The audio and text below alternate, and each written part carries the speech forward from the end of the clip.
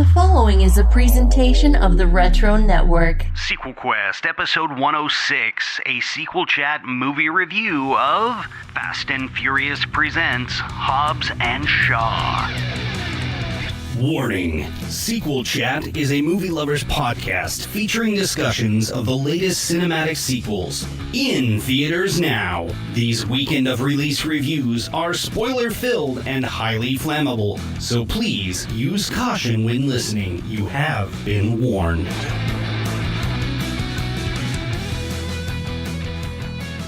Ladies and gentlemen, start your engines because it's time to save the world again. This week we are talking Fast and Furious presents Hobbs and Shaw. Wow, that title is really a mouthful, ain't it, guys? I didn't realize that they'd added that qualifier at the beginning, the Fast and Furious presents, until I was buying my ticket. Anybody else? Feels like Vin Diesel certainly had his hand in that. He's like, look, I don't want this film to be made, but I got my producer credit on Fast and Furious, so I'm getting my money out of this. Yeah. I was thinking about just calling it 9 Fast, 9 Furious because of where it fits in the franchise. Right, but there's only like 2 of them. I don't know. It's an interesting mix here in this movie. Around the round table with me here, Colton and Adam, as usual, on this sequel chat. Hey, howdy. Yeah. So, what's your guys' history with this franchise? I know we covered this a little bit in our past SequelQuest about the Fast and Furious sequel that we concocted, but where do you guys sit with this franchise? Gosh, long story short, in the very beginning, I did not care for it. I remember seeing the trailer as a high school freshman for the original Fast and Furious film and just thinking, this looks like a crappy ripoff of Point Break. I ended up watching it and still not liking it. Didn't care for those 2 sequels that followed because they just virtually none of the original cast came back, which is usually a bad sign with poor quality. And I just kind of wrote the whole franchise off. And then April 2009 comes around. They get the original cast to come back and they do a 4th film simply called Fast and Furious. And I remember watching it and thinking, that wasn't bad. And it took me a long time to watch the other sequels after that. But I noticed as long as I didn't have my expectations too high, it wasn't that bad. I had a teacher who'd say this, and I thought it was so awful, and then I ended up embracing it. He's like, sometimes it's okay to watch a film where you can turn off your brain. This is a teacher that had a doctorate degree. Right. And I've kind of embraced that a little bit. Sometimes there are films that just kind of turn off your brain in the right way, and they end up working for you. And the previous film of the franchise, The Fate and the Furious, I don't want to go into too much detail, but I basically had arguably the worst day of my life. Very, very personal reasons. And the next day, Fate of the Furious came out, and I saw it, and it was just what I needed. So yeah, this franchise, it gets the job done. It took 4 movies to start being on the right path for me. And yeah, turn off your brain a little bit. You can enjoy it. Yeah, I guess for me, when I think about Fast and Furious, the whole franchise it feels like they got to the point where they said, you know what, let's allow this to be ridiculous. I don't know if Vin Diesel is in on the joke. I think he thinks he's still the coolest guy in town. But I think when they got to the point of just said, okay, this is like a male soap opera that isn't professional wrestling, and we'll get into that later. It's a male soap opera with cars and ridiculous superhuman action. And they just said, let's just go for it. Let's just do cool things and let it be that. This is the cool action scenes movie, and we have a few charismatic actors in it, or, at least some level, because, there's action movies that come out every summer, every off season, there's action movies all the time, but none of them have the power of the Fast and the Furious, outside of maybe Mission Impossible. And I don't count the Marvel movies as action films per se. So I feel like this is like the purest form of taking action movies of the 80s and bringing them into the 21st century. And I think they managed to hit on that formula where we could all accept it as like a general populace. Now, as far as what my favorite is, I mentioned this in our SequelQuest episode that Jeremy referenced, but I like the oddball. So I like Tokyo Drift. That's the one that is the most interesting to me, and it's the weirdest and the most fun. So well, and it's the one without Vin Diesel, except for a cameo that you love. Yeah, absolutely. I mean, for me, Vin Diesel is overhyped. I think it's because I've seen too much of his like weird like Instagram and other social media posts, and he is a strange guy. And please tell me you're familiar with his Street Sharks toy plug. Oh, no. I wish. I got to check that one out now. Adam, I figured you'd be interested as a person who likes vintage toys. Yes. You just need to Google Vin Diesel Street Sharks. You're welcome. Most of what I've seen is him singing, doing a lot of singing, and then hitting on Brazilian interviewers on press junkets. So it's all like awkward stuff with Vin Diesel. But I feel like also the casts for me in Fast and Furious films have always been super kind of bloated. Like they keep adding it to the point where they get redundant because they have 2 hackers in the crew now. You know, it's like Ludacris kind of doesn't have a purpose because they saved that like super hacker girl, you know, in the last one. So then now she's there. So why is he around anymore? And things like that. So really the only person I look forward to in those, you know, full team films is Tyrese. I think Tyrese is funny. I like him, and everybody else I could do without. So I was very excited when I heard about Hobbs and Shaw. But Jeremy, how about you? You part of the family? Yeah. I only really bought in at 5, and then I went back and caught up on all of it. As I detail out in the other pod, once they basically became like their own version of superheroes and built their own super team, and now the government's involved and keeps bringing them back in no matter how far out they get. It's just ridiculous enough that you're like, I can suspend disbelief for this. Like they're gonna jump a car between buildings. Okay, all right. With each installment, you have to suspend more and more disbelief, though. Like freaking taking these racing cars and duking it out with submarines on ice, like they did in Fate of the Furious. Right. I keep hearing whispers like they seriously are going to take the struggle to outer space, and I believe it. At this point, I believe it. That's where we went with our sequel pitch, pitch. But yeah, the longest runway ever. That definitely had to suspend some disbelief for a 20-minute runway scene. But yeah, I mean, it is exactly what you've said, Colton. It's a shut off your brain and just enjoy. It's a thrill ride. Lots of action, lots of movement. And lots of talking about family and the importance of family. Oh, yes. Yes, that giant baby. He loves his family. I ain't got friends. Except family. It's all like, even this one, even in Hobbs and Shaw, yes, they kind of jam the whole family thing down your throat. I almost wonder if it was a parody or if they were completely unself-aware when they did it, because I really couldn't tell, which I'm a little surprised by, because David Leitch is a really good director. Yeah, it almost seemed like it was kind of a mandate from on high that they had to do some family stuff. Well, and I think it's interesting to note too that, you know, speaking of family, it seems like, you know, I know a couple years ago after Fate of the Furious came out, we were in a place where it looked like the family was disintegrating. Like The Rock had come in, and everybody liked stepdad more than they liked real dad. And, you know, so now you got the other bulky bald guy. But I mean, you got to look at it realistically. The Rock has more charisma. He's bigger than Vin Diesel. He's just got more going for him as far as star power. Vin Diesel has this. You know, and if you ask our other co-host on SequelQuest, Jeff, he has Riddick, but I don't agree with that. Riddick was a moderate success at best. It was never a runaway at all. Yeah, it was a niche market there. And literally, Vin Diesel, once upon a time, had a very strict policy of, I don't do sequels. You know, I'm artistically driven. And he would just do movie after movie after movie that was losing money for the studios. Like, does anyone remember The Pacifier? Oh, I saw that in theaters. or A Man Apart. or The Last Witch Hunter or Babylon AD. The list goes on. Vin Diesel tried so hard to do original stuff all the time, and nobody wanted to see it.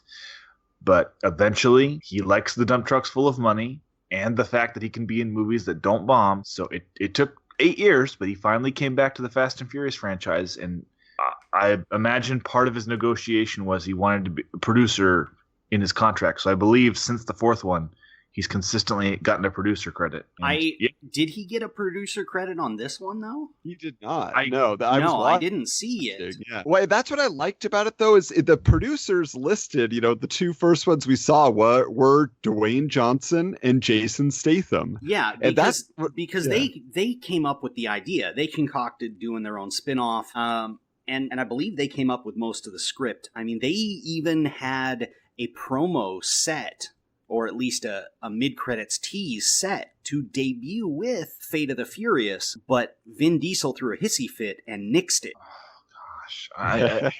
Because they hadn't consulted him, and it would basically cut him out because he wouldn't get any sort of credit, any dollars off of it, basically. Mm-hmm.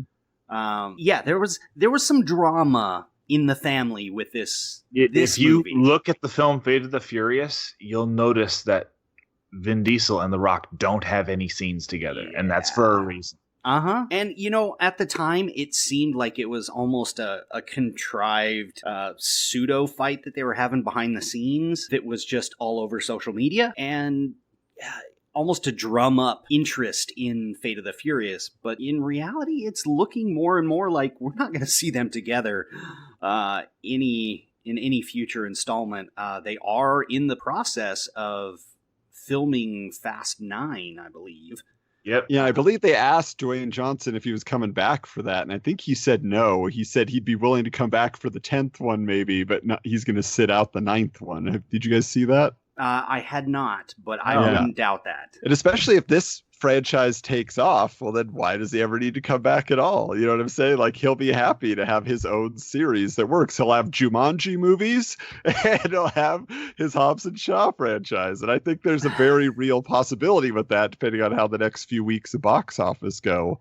Because, we're at the end of the summer, and this could be, the one that kind of lingers a little bit longer if word of mouth is good enough. Yeah, so this is the first to debut in August. Everything else is debuted earlier in the summer. And apparently headlines are kind of split on this one. People are team Vin and team Johnson. Yeah, here are two different headlines here. GameSpot has Hobbs and Shaw has massive box office opening.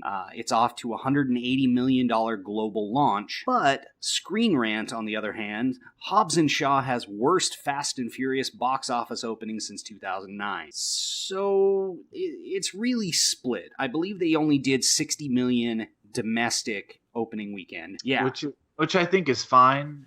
Like, we've been a little bit too, what's the word I'm looking for? Spoiled with overestimation on what constitutes success. Right. I think $60 million is more than fine. There's a lot of independent filmmakers that there would kill to have an opening weekend, a whole run like that, as opposed to an opening weekend. Oh, so, yeah. So here's to put into context here. Adam, you'll love this. The Fast and the Furious Tokyo Drift made a total domestically of $62.5 million. Wow. And this one opened to $60 million. Well, how about that? Still, I mean, you're right. That doesn't feel like a huge opening, which is surprising because what is it up against? I can't think of anything else that should be stealing box office this weekend, at least, unless it's still Spider-Man Far From Home. Let me look here. The Lion King. Oh. Well, different audiences, though, I would say. So it feels like that, you would say, okay, well, maybe the teenagers and the adult audience are trying to get in to see Hobbs and Shaw before, they have to give up on their summer dreams, but maybe not. I don't know. So that's interesting to me, yeah. It looks like the top 4 movies Fast and Furious presents Hobbs and Shaw. The Lion King with $38.5 million, Once Upon a Time in Hollywood, $20 million, Spider-Man Far From Home, and Toy Story both had $7 million. So it was, it was the biggest this weekend, but took a big drop. Apparently, compared to Lion King last weekend, had $100 and some odd million opening. All right, a quick synopsis here. Ever since the hulking lawman Hobbs, a loyal agent of America's diplomatic security service, and lawless outcast Shaw, a former British military elite operative, first faced off in 2015's Furious 7, the duo have swapped smack talk and body blows as they've tried to take each other down. But when cyber-genetically enhanced anarchist Brixton gains control of an insidious biothreat that could alter humanity forever, wiping out billions, and best, the brilliant and ruthless rogue MI6 agent who just happens to be Shaw's sister, these two sworn enemies will have to partner up to bring down the only guy who might be badder than themselves. I'm sorry, it's just the way the film opens up with a world-destroying virus. We've seen that a lot. World-destroying virus that requires basically as a MacGuffin for somebody to take it and inject it in themselves to make sure that they have that much control over the plot. I feel like I've seen that so many times. I think that's true about everything in this movie. I mean, it's full of tropes. Yeah, off the top of my head, I remember Mission Impossible 2 had that same plot line. Like twice, somebody would inject themselves with the MacGuffin virus just so they could have control over it, plot-wise. But let me ask you this, Colton. When you went into this film, were you expecting like something that felt original, or were you expecting like a laugh fest? I had low expectations. Okay. And like in those first 5 minutes, it already was sinking below my low expectations. But it got better. Oh, good. Well, see, now I have a different thought about the opening beyond the virus moment, because for me, I really enjoyed the fact that really from the top of the introduction of our heroes, we get the parallel, live situation, like with a literal split screen.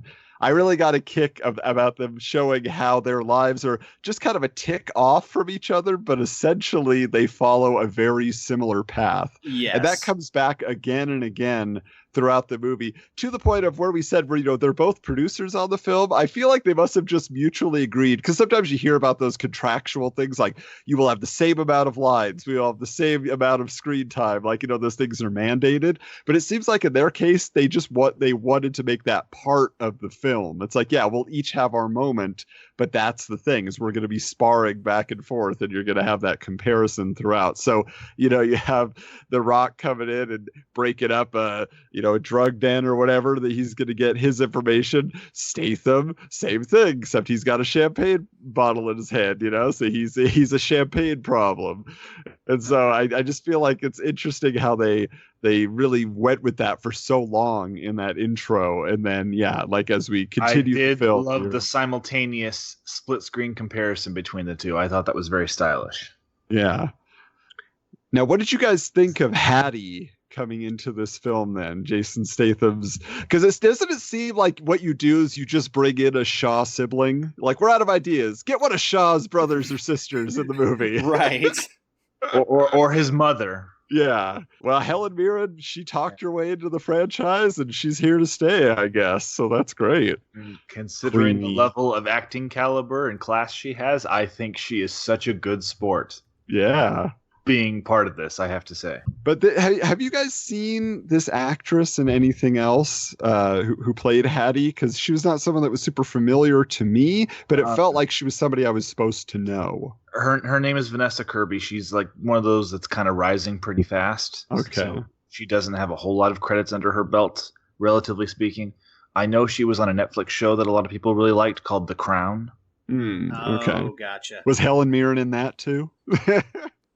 Seems like she would have been, Helen Mirren has been in just about everything since the 1970s.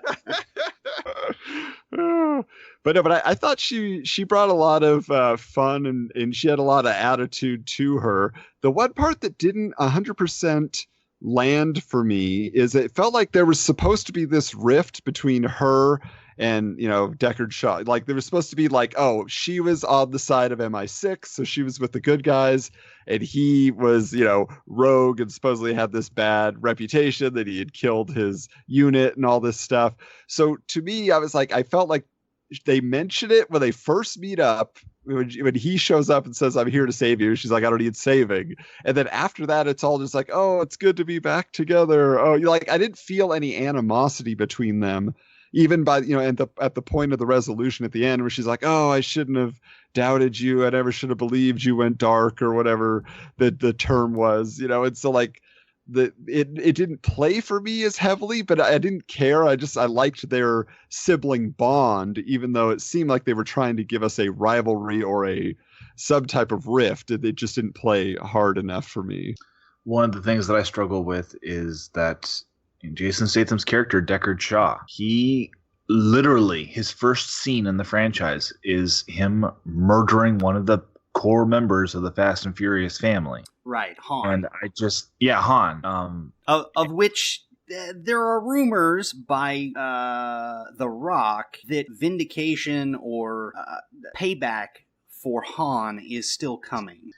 Well, yeah, I saw something about that because when they were teasing like the surprise cameos in this film, right, and then I saw the mention of Han, I thought it was going to be Han. Now, I may bring up a theory later as to where Han may fit into all this, but I was just like, oh, I hope he's going to be there. That he wasn't. I was kind of bummed. Yeah, because as we know, being inside a car that blows up does not mean you're dead. It just might mean you have amnesia. Yes, Letty will attest to that. Just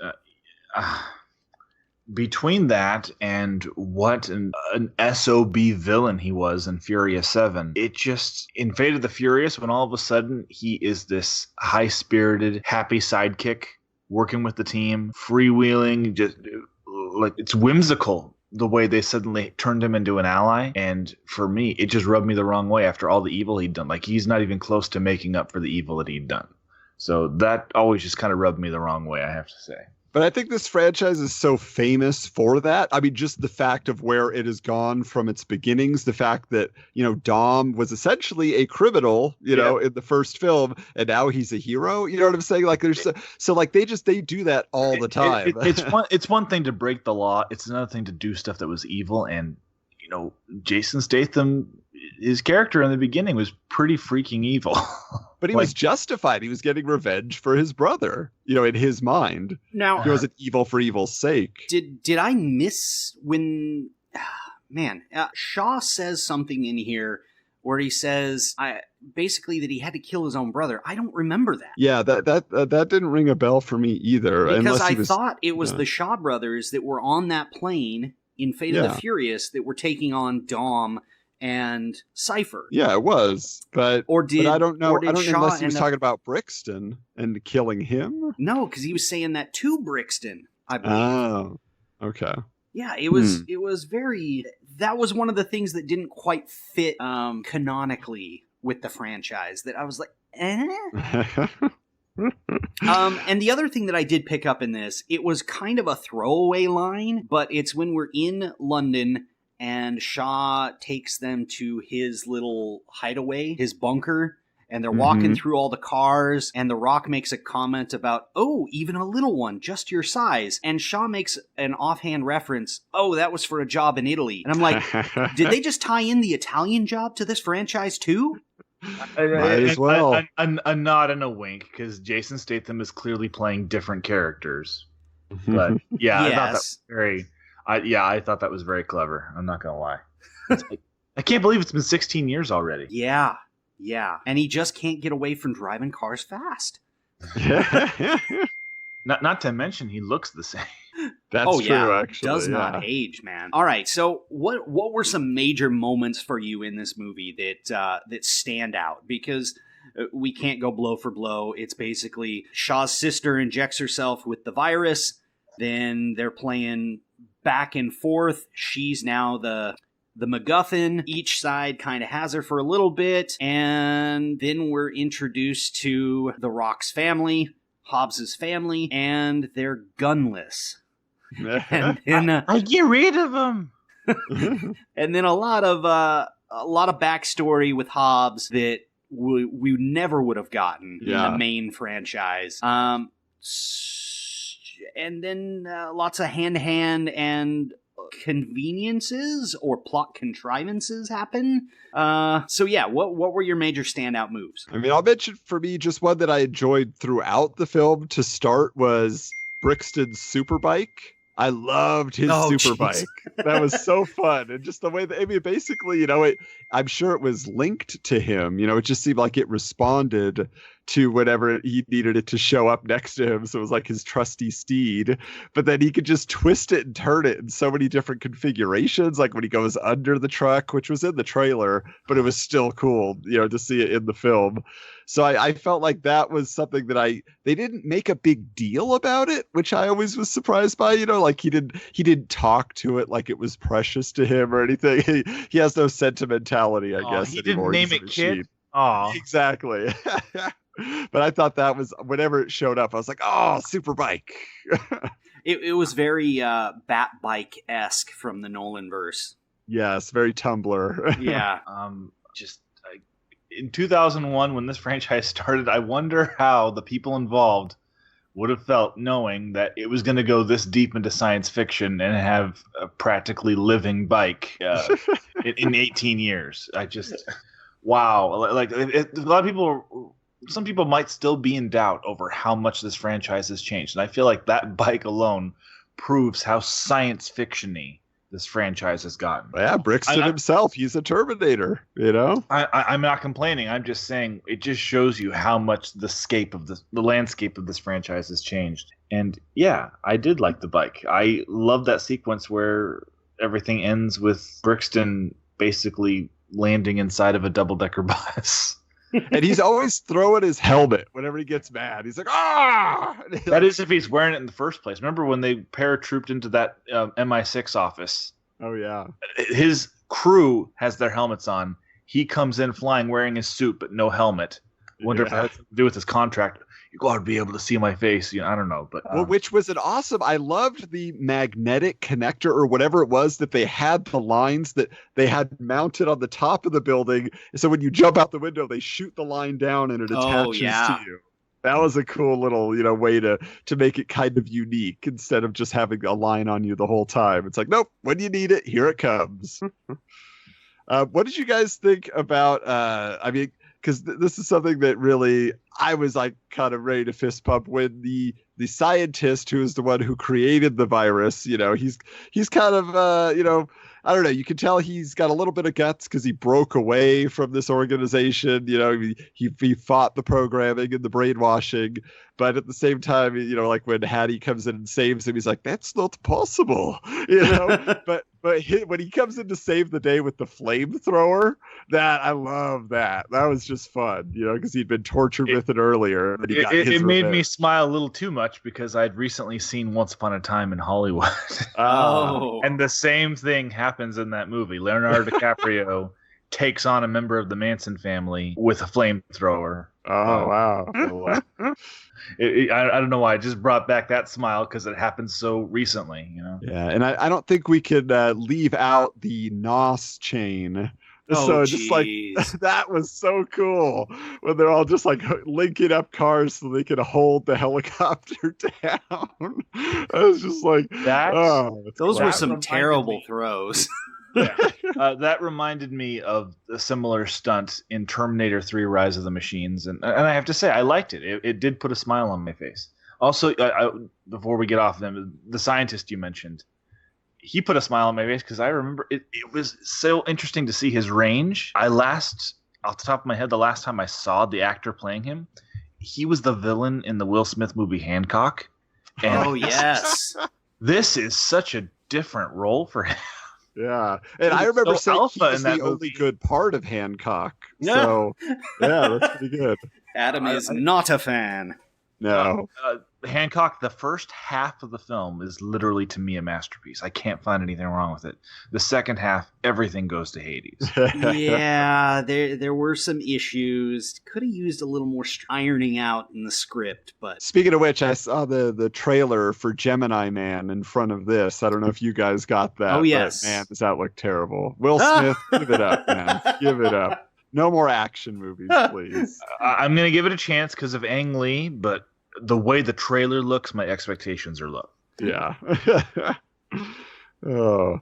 How about for you, Jeremy? Was there another action moment or even just like a cool fight that you got a kick out of? Well, the ending Literally. fight is pretty sweet when they finally decide, we have to team up. We can't be going at this as two alpha males. We have to take a punch to get a punch on him, and getting to watch that in slow-mo, each punch. That was a different take on an action fight. Plus their whole plan, which is, like you said, like, I'll take a punch for you so you could get a punch in. Like, I think that was a pretty unique way to set up a plan, that they're finally on the same page. I like that a lot. Yeah, and you think throughout the movie that they'll finally just figure out that they have to work together. And it's not till the last moment that they finally do. The whole ticking clock that she's going to die in 2 days if she doesn't get the virus out of her, and it's going to go viral and kill everybody. That's a plot motivator. Then the whole ticking clock where she's got it literally on her back the whole time. Throwing punches with the needle in her arm, not the brightest idea. Exactly. I'm glad they finally started showing that she was getting dizzy and weak from it, because that's usually what happens when you're on dialysis or whatever. Yeah. So I mean, they finally got a little bit realistic with some of the stuff, but her in that helicopter crashing, that would not have gone off well. Yeah, because it was already damaged once, and now you're just going to put it in harm's way again. Like, this should have been just protect her, don't make her fight, So or jostle her. A lot of people would have reacted badly and called that a damsel in distress trope. Yeah, so that's a good point. I feel like they walked a line there. There were some people in their reviews who were very praising, saying, "Oh, I love in this film they made sure that she fought a lot, so she wasn't a damsel in distress." So it could have been a play to avoid ruffling people's feathers. Mm-hmm. And now Atheon, I think. Yeah. Them as the overarching bad guy. Was that just kind of contrived, or do we see that lasting throughout the future? Well, films? I mean, they're setting it up with the director, right? Who is this director who gives commands, who has his voice modulator on and claims to know and have a history with Hobbs, So it's like, is it Hobbs' dad? Is it Han? Hobbs doesn't have a history with Han. I mean, he does, but you know what I'm saying? I don't think he's mad at him for anything that I can. I got a slightly dumb question. Is it an AI or is it an actual person? Because it was hard to tell. I got to be honest. It was made to play up as an AI, but who I really think it is Agent Locke. I heard a theory about this. It's because there towards the end, in the modulation, I heard Reynolds' voice. Yeah, because they dropped it. They dropped the modulation slightly for like 2 seconds. Yeah, and you're like, oh, that's a normal voice. Yeah. Why would you bring him in basically to play Wade Wilson without the superpowers? The director's David Leitch, who directed Deadpool 2. You'll notice he brought in Ryan Reynolds, the other agent who brought in Shaw. Yes. You'll notice that was Peter from Deadpool 2. Yes. The regular average guy got added to X-Force. And I also love the cameo by Kevin Hart. I just love that they just threw those cameos in there and just they were well done. They didn't overstay their welcome, and they put a smile on my face. Well, I will say with Ryan Reynolds, I did not enjoy him. I came to the conclusion, actually, I don't think I like Ryan Reynolds. Like seeing him in this film. You've spoken blasphemy. I know. Well, I'm not a huge Deadpool fan. I think he works well for that. But to me, he was just, and again, I mean, I'm sure if this theory proves correct, it was to be a misdirect to make him this, wormy guy who's super obsessed with Hobbs, and you're so cool, Hobbs, and I want to be just like you, and I got a tribal tattoo, and calls him Becky for no reason, but whatever, like that's our thing. It's not our thing, So like that's something that's been done a lot in many, many movies as well, and I kind of don't like the ego side of that joke, which is, the hero of the film knows he's so cool, so we're going to write a character in that worships him and tries to dress like him and tries to be like him, But I got really annoyed by Ryan Reynolds, especially in his appearance in the mid-credits scene, because that just went on, and I was like, this is not funny, man. Like, you know, like they were, you know, he's calling him on another mission, you know, and then you get to the end credits scene or whatever. But I was just like, I got really annoyed with him really fast, and so I was just like, yeah, I don't think I need to see more Ryan Reynolds, and I hope he's not, you know, the bad guy in the next film, but it seems like it might be pointing that way. Silence. Well, I'm reeling in shock. You don't like Ryan Reynolds. I like Just Friends. I like that movie. I do. That is a good movie. That is a classic. I honestly hope he's the villain. That would give us quite a different look at Ryan Reynolds. It would be snarky enough that he could compete on the same level as The Rock and Statham with snarkiness. But yeah, it'll be interesting, and I believe this is the new team. Like they've got their own team. Shaw's sister will be part of it in the future. You'll have Mama Shaw as well. She's got resources. They'll be on the run. Then you'll definitely have Hobbs' brother as the mechanic, you know, so you'll have... Right, you'll have that. Jonah, yeah. And then you'll also have Air Marshal Kevin Hart as the guy with connections. Which, how did you feel about them stealing the bit from Endgame, about him changing his voice? Just pulling a Star-Lord. You know, it worked. It was there for funny, and you just go with it. Which I think it's hilarious. I don't know if you guys have seen the trailer for the new Jumanji, because obviously Kevin Hart and The Rock. Oh, what a wonderful game. But to me, like, I was really surprised, you know, not to go on too far of a tangent, but that they are bringing them back, but they're all different characters. Mm-hmm. So they're not like just going back into the game playing the same characters again. Like they're getting switched around. And so to me, like, that's really kind of a clever twist on it all. So I made me more excited to see that. It's like, good job, Dwayne Johnson. I haven't seen the new remake. Really? And I'm interested to watch it before the next one debuts. Yeah, so. I own it in 4K. I enjoy it that much. I mean, I only paid $10 for it, but it is Sony's biggest movie, like bigger than any of their Spider-Man films. Yeah, super surprised. I remember when it hit so big. Yeah. So I'm not surprised they churned out a sequel so quickly, but I also got to say, Welcome to the Jungle was a lot of fun. Jeremy, where do you want to take us? I think we should talk about, I think it's important we also give Idris Elba his due, or at least mention Brixton and where he falls as a villain, because even though he's not the mastermind, he is, you know, our main antagonist in this film. What did you guys think of his performance? What did you think of his character motivations? Did that seem right as well? Let's go a little into his background here. He was a former partner with Shaw, and he approached Shaw to join Atheon, and it was at this point that Shaw put 2 bullets in his chest and 1 in his head, and then just left him. And that's when Atheon picked him up and made him Black Superman. Which I heard they had an alternate line for that he vetoed, which is they were going to call him Black James Bond, and he said, because he's been rumored for so long to take over the role someday, and he's like, no, I don't want to do that. So, but Black Superman makes more sense. It does in this. He's not a super spy, right? Yeah. In this sort of movie, it does, and then it also didn't The Rock make some reference to, and this is your kryptonite or something? Yeah, here comes the kryptonite. I think he called it. Yeah. So yeah, I mean, to me, like, they had the whole, which is always more enjoyable with the villain, where they're not just the standard mustache twirler, evil for evil. He believes, right? He's altruistic in his intentions. He's like, well, you know, you're going to kill millions of people, only the weak ones. You know, it's like, just like, to him, it's like, we have to do this to make the human race perfect, like I'm becoming. No, the key is to evolve. Yeah. Beyond humanity, essentially. Right. You've heard in other movies that humanity must evolve to survive.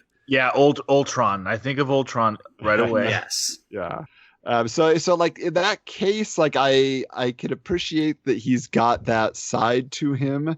Again, he's totally programmed and brainwashed and everything else to go along with that. But the fact that, you know, he's the other thing is, I didn't think he was trying too hard. Remember, he gets the mandate to turn them instead of, and he's like, I'm going to torture them to turn them. You know, like he didn't make a very compelling argument, really. Well, okay, he does try to argue with the big bad, and he's like, you can't turn these guys. Like, there's only one way, and it's to end them. And they're like, no, these guys have qualities that we'd love to have, so you must turn them. And that did allow, I mean, it was plot contrivances, yes. The whole shocking them to torture them, just to stall for time, to set up the Mick Jagger. Yeah. If we were in a band, you would totally be the Mick Jagger. Oh, that was good. But yeah, so I guess like he was very cool in terms of how they choreographed all his action. And I liked what he did, but Idris Elba is another one that I feel like he is so praised, and he must have been good in something, but it's nothing I've seen. Like Heimdall, he just is kind of there. Pacific Rim, again, like he was kind of the main, established hero in that universe. The apocalypse. Yeah, but I never get on board with him. He's kind of bland to me. And I didn't see the Dark Tower or whatever. If he's good. Nobody saw that. Yeah. So, but I guess could you guys point to something? What is he most known for that people say, yeah, he's our go-to guy, and he gave a great performance once? Well, he's got a pretty strong thespian career. He does. He worked really hard for it. But there was a show on HBO called The Wire, which is widely regarded as one of the greatest television shows ever made. And okay. So you're saying he was better than Michael Chiklis? Come on. Oh. Or no, that's The Shield. My bad. That's The Shield. In BBC, he was on a show called Luther. During Hulu's early days, Luther would show up in the States on Hulu. I never watched it, but it was a very well-regarded show. All right, but now he does genre films essentially. He's always some side of the super fantastic. He does. Okay. Yeah, I like that despite his. Also he was in Zootopia. That was cool. He was the police chief in that movie. Yeah. Okay. In the Jungle Book, he was the voice of the remake. He was the voice of Shere Khan. Yeah, I like that he's this esteemed thespian, but is not afraid to go and do quote unquote fun roles. Mm-hmm. I guess he just didn't seem like he had the charisma to match him. Like he had the confidence, to go up against Hobbs and Shaw. But I guess I just expected him, and maybe it's just because he is a machine now, but I expected him to be more quippy about it outside of, the I'm Black Superman. Like I thought he would just have a lot more one-liners. And it really did feel like, for the most part, he was just like barking orders and kind of, mentioning here and there that you getting shot me, his back killed me. ripped open and sewed back with junk put inside. But I think he served the role that they needed, which was, someone who neither of them could take out on their own. So that made sense. But I gotta say, if there's one thing that this film should be remembered for, I mean, obviously there's a lot of comedy, there's a lot of fun action that we mentioned, but I love when a movie can introduce us to a setting that has not been used before. So going to Samoa and giving us that, I think was just cool. Because that's just a culture that is not celebrated. We get a lot of Hawaiian themed shows, there's a lot of stuff like that. But when is Samoa ever mentioned? And I have friends that I grew up with in Southern California. There's lots of pockets like Samoan communities, and I have a buddy who's like half Samoan, which I kind of like imagine Hobbs has to be with a name like Hobbs, because that's not a super Samoan name. I mean, my friend's last name is Kellogg. Shout out to Thomas. But it's just like interesting that they could set it there and kind of introduce you to their culture, to their language. Everybody's calling everybody Uso and all of that. So it's a big deal, I think, for this moment for The Rock to be able to bring one half of his cultural heritage into the limelight. So I was very excited by having that big showdown on the island. And ever since Return of the Jedi, I've always been a sucker of a really thoughtful, clever, low-tech populace being able to stick it to a high-tech adversary. Yeah. So I like that. Not without a little high-tech help by Hattie hacking the glove and being able to shut down their weapons. Yeah, but they did not go into battle with your standard weapons. They brought basically mallets and lavas for the most part, and I like that. My only real complaint about that fight was, did you guys notice how ridiculously quickly it went from pitch black before dawn to broad daylight, sun high in the sky? I was like, what's happening here? And then all of a sudden, then a storm comes in and it gets dark again. And I had to go and I had to really think about it because, I thought maybe time passed by really quickly. No, you see a helicopter fly in and the sun shoots up like lightning in the background. Right. I mean, was that, do you think that was because of reshoots, or is it just more dramatic to do their haka, which is, their chant and their whole, warrior speak before the battle? I just think it's a production flub that they tried to gloss over and didn't quite succeed in my book. Yeah, a little production issue there. I mean, they did kind of outline it where they were like, well, when you do this, you fight so that your back is to the rising sun. That way, the sun is in your opponent's eyes. Mm. But then it was broad daylight most of the battle, so. Which that was the one thing I'll say about that battle too, is it got to me that, like, when you saw Brixton, for example, like nail some of the Usos, and take them out, like, you're like, oh, like these people, like, they got hit hard and they're just normal. There's nothing special about them. We know Hobbs and Shaw are superhuman, but everybody else is not. And so you feel it. You're like, oh no, that's not fair. So that was pretty cool, which, mixed into that. I mean, I wondered how many of those were actually The Rock's cousins and family members. But at the same time, one of them, the most notable, is Roman Reigns, who's a WWE superstar. So he definitely got his big signature moments, used a couple of his moves, got, just some close-ups, for all the wrestling fans out there. But what surprised me, because they were saying that, Uso so often, which just means, brothers, right? There's a team that are in the WWE that are a tag team, two brothers called the Usos. So I was like, they got to be in this movie, and they weren't. I kept looking for them in the background. So that surprised me, but I feel like those moments were pretty cool to get in there. And did you guys notice also, just one more little bit of history here for those who don't know? The Rock, he was half Samoan, but he's half African American. His father, his name is Rocky Johnson, and he was a professional wrestler back in the day. And so when before The Rock existed, he came in as a wrestler called Rocky Maivia, which was paying tribute to his dad as Rocky. And then Maivia was his family name on the Samoan side, which was Peter Maivia, gotcha. Who is his grandfather, was a big wrestler in Hawaii. Yeah. When Hattie is hacking the glove, if you look on the wall next to the computer, there were a bunch of movie posters. You had like Stallone and Cobra, and I think it was like Lethal Weapon 2, and there's a couple others. Like, so there must have been The Rock's favorite movies or something. But also there in the background there's a very famous picture of The Rock as a kid standing with his dad, and his dad's this like huge muscular dude. Then there's the little Rock just down at his waist, and that was in the background too, which I thought was pretty awesome. That was just like a fun little Easter egg for wrestling fans. I did not pick that up, man. Yeah, I didn't think you would. You get the Easter eggs of Marvel films. I'll handle the wrestling ones. Yeah. that was just light years over my head. That's what I'm here for. I also really enjoyed the quippy humor of this film. Like, I was looking forward to that because I loved in Fate of the Furious how The Rock just flipped out on Statham and was like, I am going to beat your like a Cherokee drum.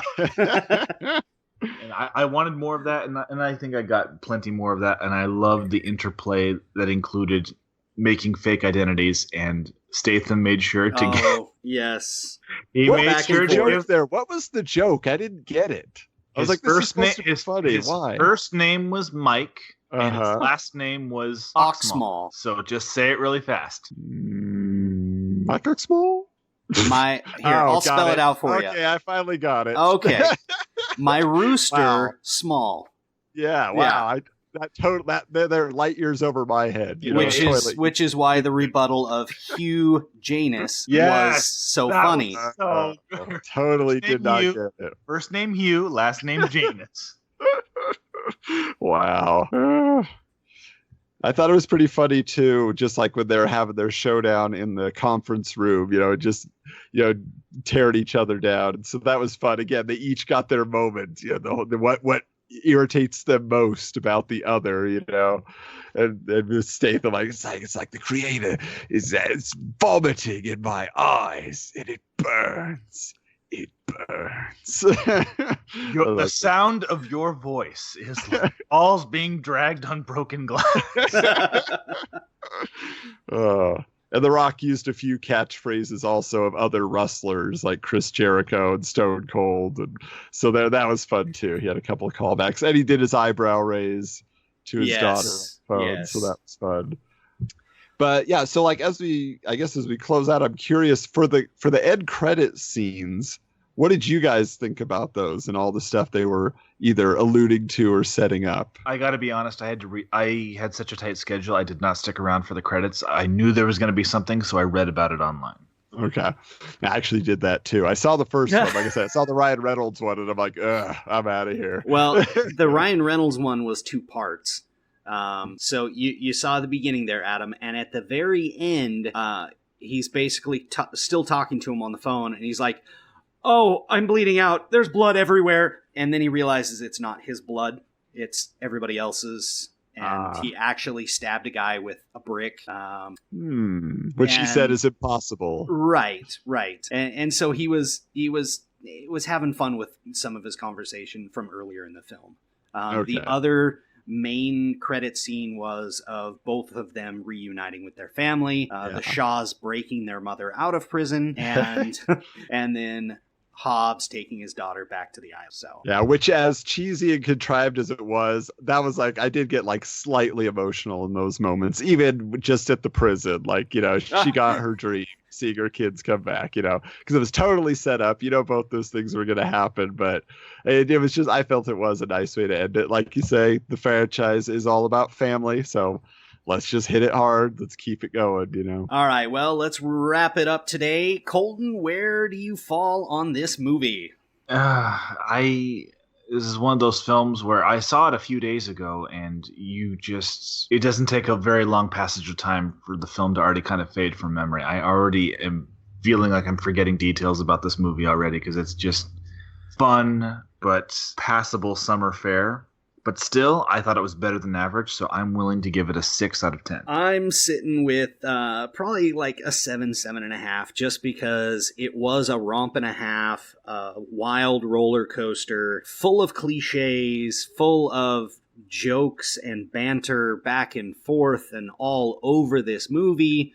I wouldn't say too many funny moments were spoiled in the trailer, but I mean, some key plot contrivances were, so I mean, you kind of knew what you were in for in the trailer, which isn't a bad thing, but man, 7.5. And Adam? Yeah, so I guess I could do another take here. Well, we can insert it, or if you want to go for it. Yeah. Well, and I'll just mention, let me take that again. So, yeah, so for me, I mean, I mentioned it up top, not a fan of Vin Diesel. So when you make a Fast and Furious film without Vin Diesel, it already 1,000,000% has improved in my mind. And then by taking who I consider to be the most interesting members of the team that are still alive, rest in peace, Han, for now, like getting Hobbs and Shaw together, they're the ones that I want to see when I see those movies. So I got, excited by the prospect of it all the way up, seeing the trailers. Like every time I saw another one, I'm like, this movie is going to be ridiculous. And I love it that they're just going for it 100%. So like I rank this, when I look at the Fast and Furious films, I mean, it's probably, Tokyo Drift, then Hobbs and Shaw, and then the rest, So I think what I would say is it's worth going back to see again, because just the action is fun. It's got moments, like I said, stuff that even was shown in the trailers, I still enjoyed seeing again. And even there was a soundtrack song that I'm going to go download that I got a kick out of, which is called Next Level. Ooh. And it's performed by Aston Wild, and I don't know if that's a band name or a performer name. I never heard of him, but I really dug that song. Like when that started pumping, I was like, "Ooh, that was cool." I think that it was playing while Shaw was going into Hattie's apartment. Was when that kicked in. But anyway, so I just feel like this has everything you want, and it's got it in a quick, fun, just enjoyable package. So, I would probably, as far as Fast and Furious films go, I would have to give this one a 9, as far as films overall, maybe more of a 7, but I could definitely see myself going back to watch it and just having a good time with it. Anybody got a quippy sign off here? Just kick into that Next Level song is the outro. And also Google Vin Diesel Street Sharks. Yes, you must. And don't you ever doubt it, I'm incomparable. That's why they stare and do. Turn up the stereo, check it out, check it out, check it out. We hope you enjoyed all of the fun of today's episode and invite you to join us on our regularly scheduled podcast, SequelQuest, where we imagine the next installments of your favorite movie franchises. Find SequelQuest on Apple Podcasts, Google Podcasts, Podbean, Stitcher, Spotify, and on most of your favorite podcatchers. And of course, visit us at our new home on the web, theretronetwork.com. This has been a presentation of the Retro Network.